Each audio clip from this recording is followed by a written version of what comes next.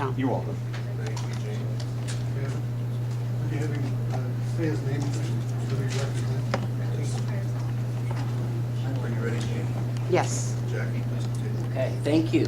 My name is Jackie Mitchell, and I'm a local resident here. I'm actually in the car business like Kevin, in the community, but I'm representing myself.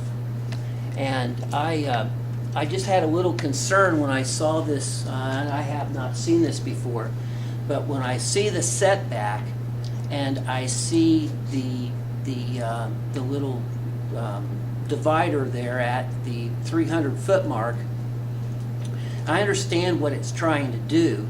It's trying to hide automobiles. But if you happen to be in the automobile business, it's kind of a bad idea.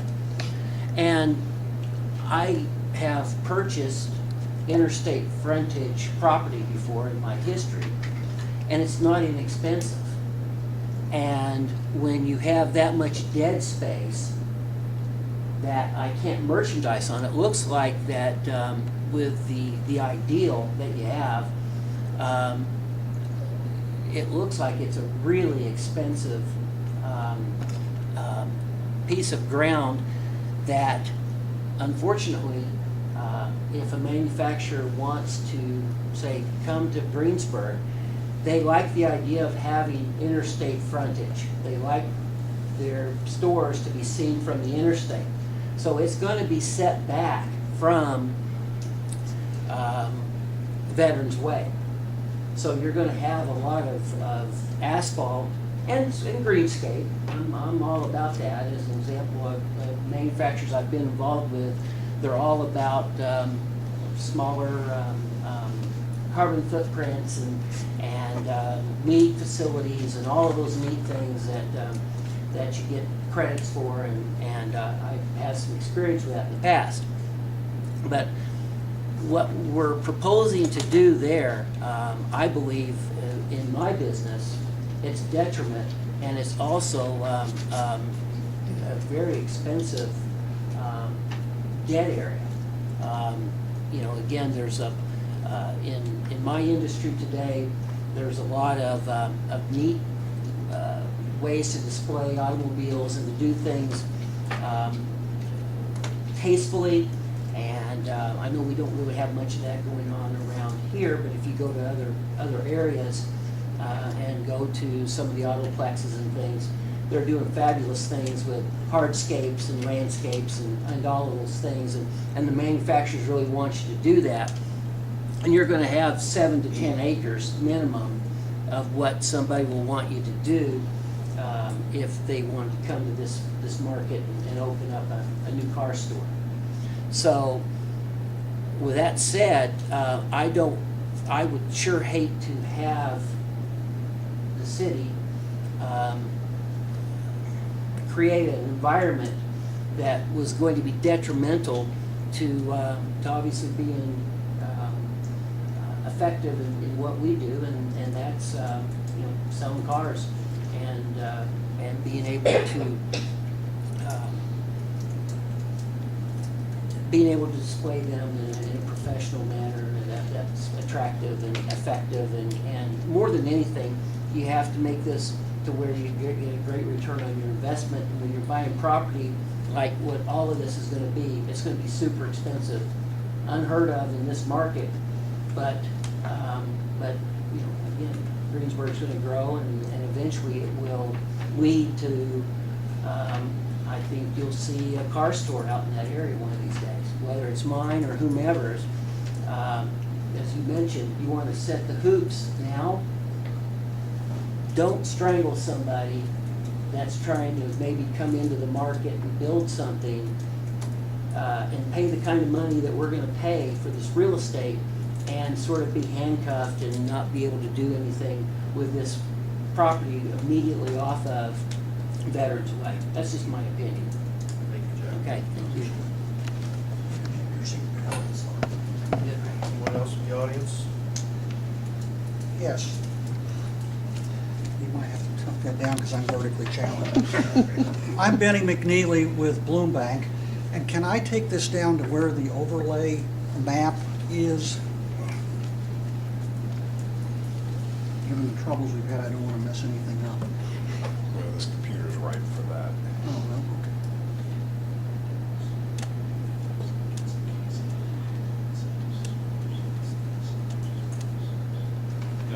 Nope, that's the wrong one. Oh, okay. Sorry about that. That's an old one.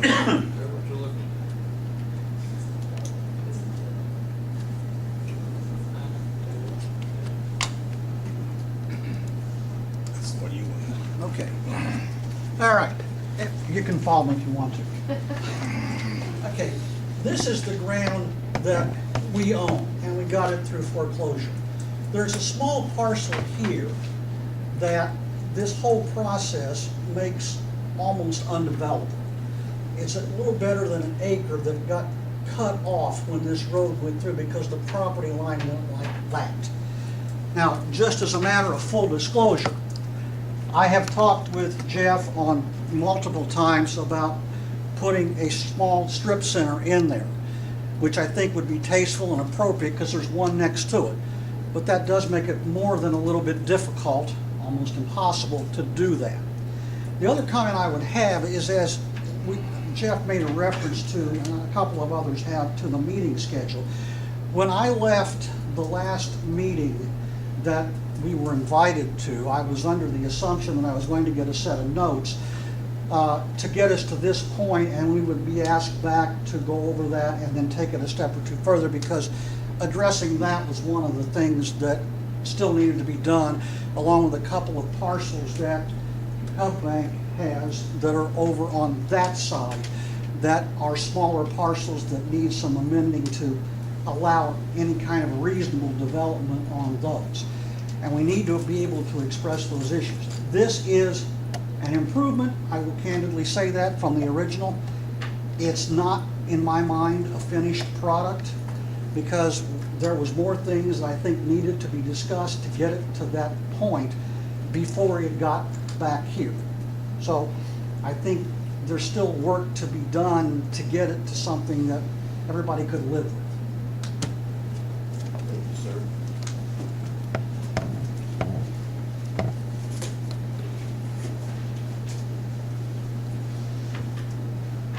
My name's Grant Holder, and I live at 653 West, County Road 150 North, here in town. My issue is that we talked about the property owners being invited to the prior meetings, and none of the residential owners. And it's not that we're trying to object to anything, we just like to know what's going on. None of us seem to know about the other meetings. And as homeowners in the area, or property owners, we'd just like to make sure that we're informed of what's going on. It was mentioned earlier that we had an overlay that was sewn on us, and it was kind of a surprise to us. When we get the initial letter, we're being redistricted.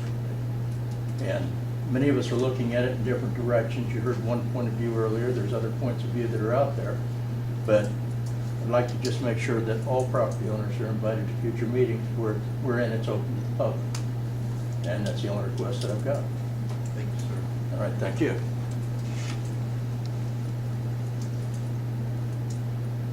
Anyone else in the audience? I'm Bill Obermeyer. Our property is out in the initial overlay area, but I guess I got a comment on the meetings. May 30th meeting, none of us owners were invited to. Two of us did show up. At the end of the meeting, there was a statement made, everything that we discussed was decided on and no changes. However, there were still changes made. Thank you. Thank you, sir.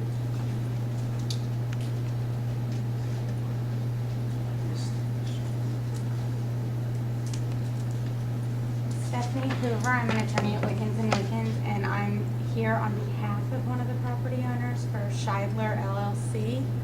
They own some of the property that is in the second phase of Veterans Way.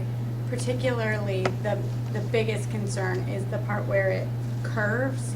Their property is going to be cut right in half. And if the 30-foot greenbelt is mandatory, that basically makes their property unmarketable. This was brought up at the meetings, and we were told that we could get a variance. However, variances take time and are expensive, so there's still, makes the property very difficult to market. And it just is something that's in the back of their minds when it comes to settling regarding the second phase of Veterans Way if they're unable to sell their property. Thank you. Any other public comments from the audience? Questions? Do you want Jeff Whitaker to come up? Because I don't think we got that earlier. You don't think you got Joe's? Mm-mm. I don't think so. You got it.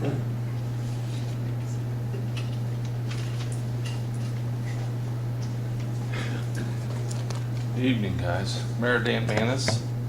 I'm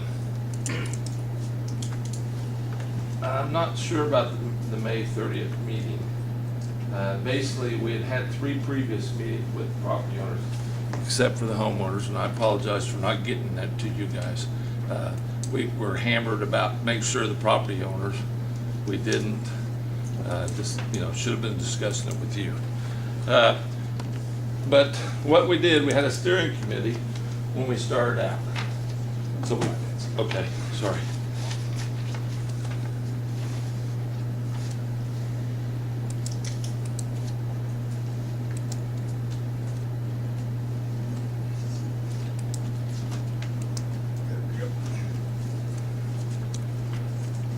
Okay, so we had a meeting on the 30th with just the steering committee to put everything together that we've learned from the last 3 meetings. Thought that everything was already put together. So that's why we did what we did. If you notice, when we started out this project, you see how much area we had covered. And we had sliced and diced this project so much that now we're only talking 300 foot. So that we did work with these groups. We did, one of the things at the time was, should we make it B2 or B3? We still left it at B3. We went from 75 to 25 on metals. We went to 50-50 on our buildings. The question is, guys out there at McKim's Industrial Park, we have a mess. We do not want a mess on our gateway. I feel that this piece of property is a gateway to the community. And once the other end is done, then I think that makes that piece of property even more special. So I believe that we need to think about it. I mean, at least the idea that I thought the 300 foot was for smaller businesses, not for a large business to come in, like a car lot. If you want to put a Walmart in there, then you got to put the buffers in there, with the part he was talking about. Now, he's talking about a car lot. But if you put a Menards or whatever, they have fencing all the way around that building. But you can't see the lumber yard. This is what we need. I think we need to have that direction. So I just ask that you, think about passing this on and, let the council kind of tell us that, this is kind of where it came from. TIF board started it. We spent, a little about $6 million out there on that road. And I think that we need to be able to address these problems. But yeah, if the property owners from the businesses think that they didn't get their heard, they need to look at the final draft. Thank you, sir. Any other comments from the audience?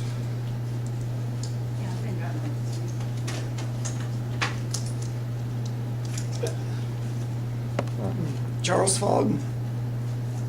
I was originally in the overlay and now I'm not, but I guess the question I have, just listening to people here, business owners, as a property owner, more government regulations and rules you don't like. There's too many in this country the way it is. But the question I have is the city of Greensburg better off with an overlay and waiting 10, 15, 20 years for development to come in? We're better off to trust the property owners and work with them one-on-one behind the scenes and make sure it's done in a way that pleases everyone and get development going quicker. We need property taxes to keep all of our taxes in this community down. Lower property taxes allow us to go buy some shirts, allow us to buy some cars. You know, but this happens with income quickly. I mean, you can't sit around and wait and watch your $6 million road sit idle. That's the question I throw out. Are we better off to get development going, get income coming, or do we want to wait and play the game of how long does it take to attract somebody who can afford this area? Thank you. Thank you. My name is Rhonda Huddleston, and I'm here representing Citizens Union Bank from Shelbyville, Kentucky.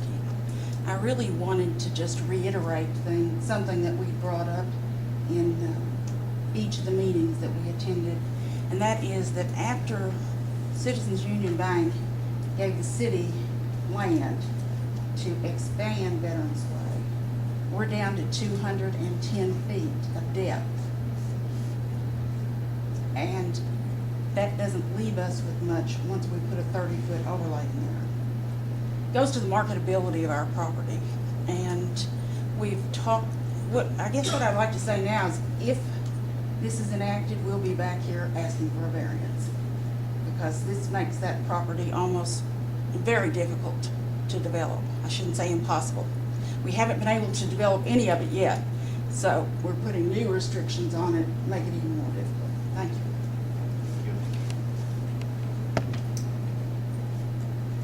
Anyone else from the audience?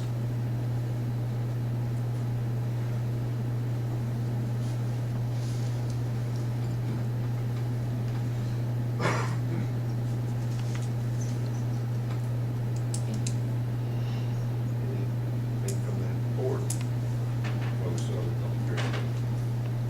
I'd just like to say that, again, remind everybody the one thing that I brought up when we started this process. The only time we can do anything about this is now.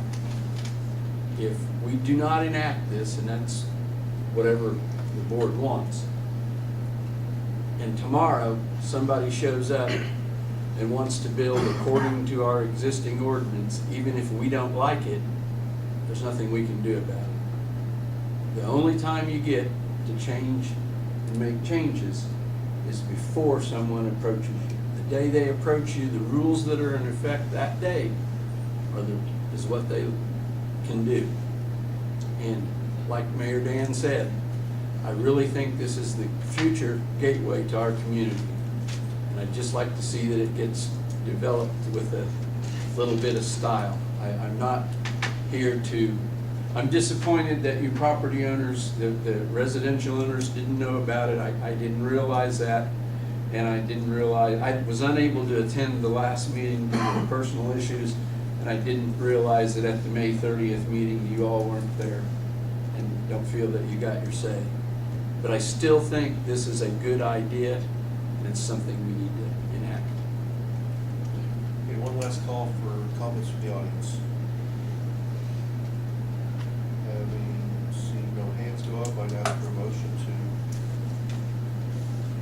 adjourn the public hearing and reopen the planning commission meeting. So moved. Jay Second. made the motion, Roy seconded. All in favor, say aye. Aye. Opposed? All right, moving on to our one last item of new business.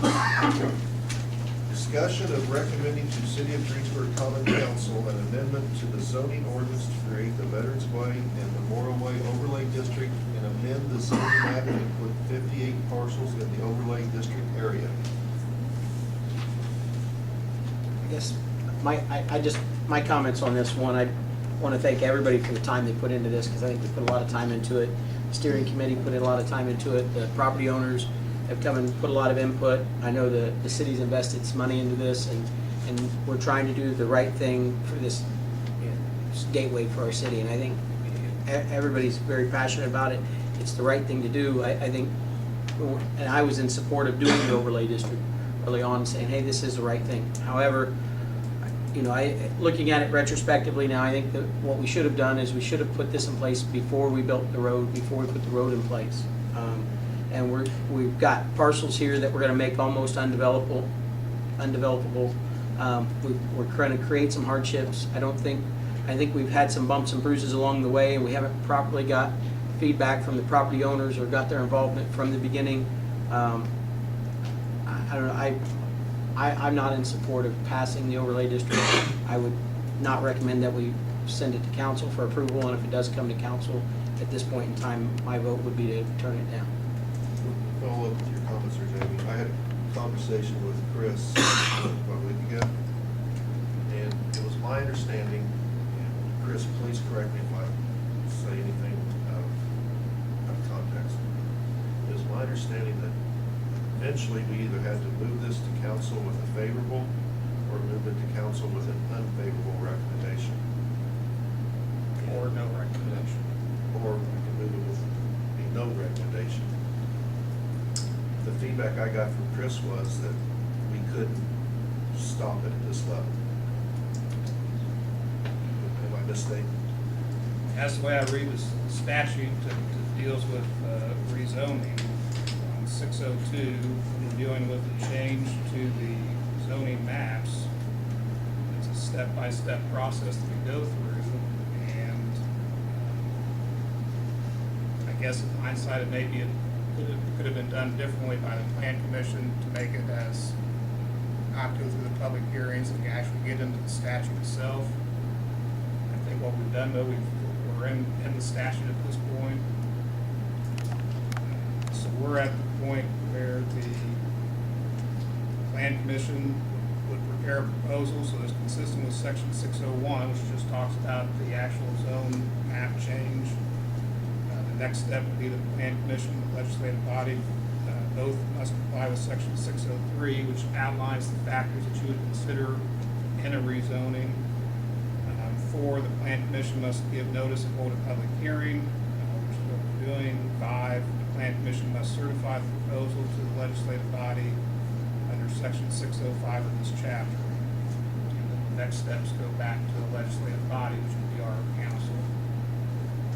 So that's where we jump to 605, where we get into the a proposed zoning ordinance shall be certified to the legislative body by the plan commission. If the proposal is to change the zone maps, it may be certified with a favorable recommendation, an unfavorable recommendation, or no recommendation from the commission.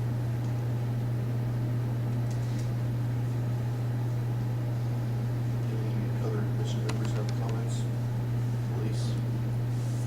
I think as the superintendent of schools, one of the things that's helped us in the last couple of years is our AV in Greensburg has grown. Last year it grew by $40 million. That made a tremendous difference in our tax rates and what we're able to do as a school district. That's all by things under roof, new buildings. And, you know, I think if we would have had growth out there already under the conditions we have right now, then that would make more sense, maybe putting some stipulations in on future growth. But I think when you've got banks telling us that it's gonna be very difficult to sell that property, it's gonna be very expensive property to sell, we put this overlay in place, and we limit the growth, and we don't have any growth for the next 10 years, 20 years, who knows how long. That's really gonna impact our community. I know it's gonna impact the schools, because I need for the AV in our community to continue to grow. And, you know, I was in favor of some type of overlay in the beginning too, so I got more details on what it was gonna entail. And I just, you know, I feel as my position, both as a plan commission member and as a superintendent of schools, we have to do everything we can in this community to encourage new building and new growth in our communities, to attract new business and attract new people to our communities. And, you know, I don't want to see a bunch of pole barns built out there. That is going to be hopefully the gateway to our community. But I think we have to work with our developers and the people who are going to put businesses out there and make them attractive. But at the same point, we're not Carmel or Zionsville or some of the other communities that are going to attract $1 million buildings out there that have all brick facade and so forth. So, you know, I'm very cautious about you know, what we do with that area, because I do think it has potential for great growth for us.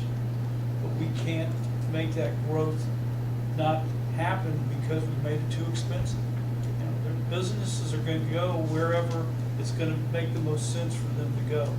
And we're not attracting a whole lot of new business right now with the conditions that we have here in the community. And I just don't feel like we can do anything to make it worse. So, you know, I would say I'm definitely not in favor of this overall. Any other commission members? Any comments? I would like to say, having heard all the information from the banks and the developers and other people, that I think what we started with was a great idea, but I'm not sure that it's what we want now that all the information has come forward. And maybe that was all this was supposed to do, was provide us with information so we could decide what we wanted to do. Although I still think that the principle, the idea behind it is good, I don't know that I can any longer support it if it's going to create a problem for banks and people trying to sell that property. I'm not sure that it will, because there's always a way to amend all this, but Thank you, that's Norm. it. Before asking for a motion, I'm going to ask if there's anyone from the audience who'd like to add anything that they didn't get a chance to say during the public hearing. Step forward. Hi guys, my name is Jody Kaufman. I was the citizen member chosen by you guys for the committee. I think some of my least favorite things to hear through the entire process was that we're not Fishers, and we're not Carmel, and we're not Westfield. We're not, but we deserve to be just as great as any other community. We can be better than we already are and continue to be better for our lifetimes to go. So I think to stay at status quo isn't going to really help permanent growth in the area. The idea of an overlay district for Greensburg and Decatur County isn't a new idea. We already have one in place. It's the Downtown Historic District. You can ask Mr. Tebby. He has to deal with the historic committee telling him what kind of materials, how the outside of the building can be, what kind of businesses can go downtown. As a member of Main Street Greensburg, I can say that we put in over $1 million into facade work in the downtown area since it was created. I feel like the businesses are flourishing, and I think the businesses that were able to stay there the entire time for lifetimes are probably benefiting from having better business down there. I believe I was voted by you guys. You are chosen in October. So this process was really an ongoing process for a very long time. I agreed after you guys went over some topics was that we should have included the owners. During that 2-month process where we did have the owners with us, they very much so had a say, and I appreciated that we all acted very civil during that time. I really do. I hope you guys do know that. People that know that. They were even on, we did not disinclude them in the meeting on the 30th. One owner was staying, one owner chose to leave halfway through our meeting. We shared our paperwork material. We included them in the conversations on that day. So, I'm sorry. I'm a little emotional right now because I was a very big proponent from all the people that knew I was a citizen member, telling me how much they were encouraging this district being an overlay district, how they were hoping that we would make it the large section. They all agreed it is the gateway. They felt that we could have something that was gonna look even better than we already have.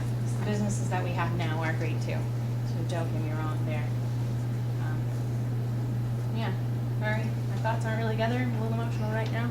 It's a lot of work. It was very interesting, the process, no matter what you guys end up deciding, and no matter how it goes in the council as well. So I appreciate that you chose me to be that member.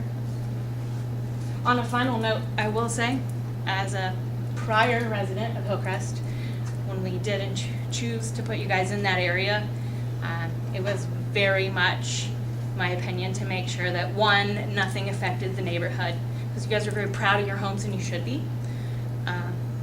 And the reason that we made sure to get you a letter so that you knew about us meet tonight was that so that we were including you to let you know that we were not going to make any changes to that neighborhood, because it was very important to us. And I know that you did not have that feeling maybe when the TIF began with the road in the first place. So I apologize for the short notice and know you weren't included in the long-term meetings, but I hope you guys understand I did fight for your rights there.